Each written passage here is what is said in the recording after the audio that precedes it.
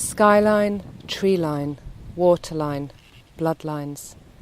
Time circled inside this oak, future in the smooth trust of acorns.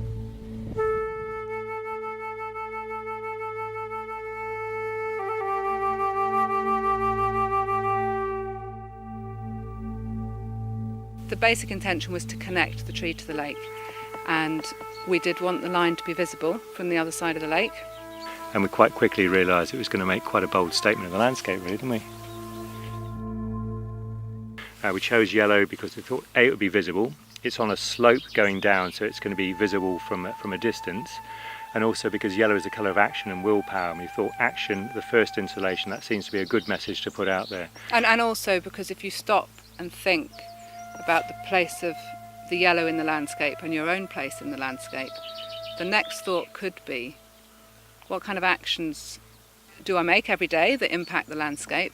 And if I begin to think about whether I want to reduce that impact, what actions can I take? Or pause in the first instance. And then, participate in the conversation about, well, what next? That it would make people stop and think. And maybe stop and think about the place of this here in this landscape, which would be quite surprising. And then wherever their thought takes them after that. Land falling into lake, earth into water, water into earth. Nature's threads certain and tenuous as breath. We are woven in, apart and yet apart, not knowing what may happen when we break the line.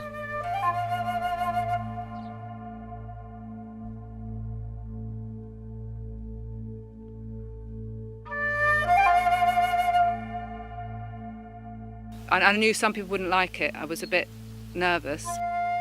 You can't put a big bloody yellow strip of material on Wasdale screes and expect nobody to say anything. Do you want to wait for that to go over? Yeah, that's the rescue shot. It is, isn't it? But listen, that's part of the story of this land. You know, you can't say, go away helicopter. People have said, go away yellow line. That helicopter's there because everybody walks here, right? So you can't cut. This is the debate that has arisen. What belongs here? Whose view is it?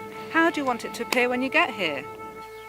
We didn't want to cause controversy. That's the one thing we didn't want to do, but I think that was possibly now, in hindsight, a naive thing to think. But actually, it's worked. It's given us a really clear focus now for the long view. So it's the first installation. Put that piece of cloth under the tree saying this is where it starts, and now it's kind of crystallised what issues we want to look at. You know, the standard thing is it's shit, it's rubbish, it's crap, get it out, all that. You kind of semi-expect, but not the who are these sick morons, you know, we need to string them up and all that. That was a bit that's the worrying. thing that's actually stuck for me is we'll rip off that piece of yellow and string them up. Yeah, it was. And you know they're not going to carry out that threat, but it's said and it's out there, you know, and it instills that sense of jumping on a bandwagon to other people. Then they might have a similar kind of mind. And before we knew it, by Wednesday there was people getting together in groups virtually online who were going to come out and take it down. But very soon, other people were coming in saying, "Hang on a minute, I actually quite like it," or "Why don't you like it?" or "Have you thought about it? Have you looked at what it's about?" And it's good to have the quid pro quo challenge. You know, it's a classic view. A lot of people think it's timeless, but it's always changing. You know, it's evolving through its own physicality, the geography, but also the fact it's man-made landscape. We've got the shepherds here who graze the thing for 1,000 years. So in that sense, it's changing all the time.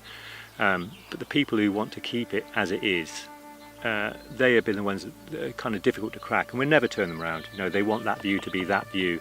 And even for a week that's been in place, they're still set in their ways. They still want it to just be like that. They don't want a yellow strip on it. What the hell is that about? But then, you know, talking about the landscape changing, when we first came to this tree 5 years ago, since then, the number of new oak trees that are growing up, there's loads of them. Yeah, there is lots. It's the long view. By the time that this bit of hill here is as wooded as that bit, nobody's going to complain about the fact that the view has changed. Yeah, the one constant definitely is change. Yeah. What's happened is that the debate that's arisen, whether it's kind of highbrow or flippant, is all about either the role that art can play in stimulating debate or what's happening in the environment. It's good to provoke debate. It's good to get people thinking about the landscape, how they can work with it.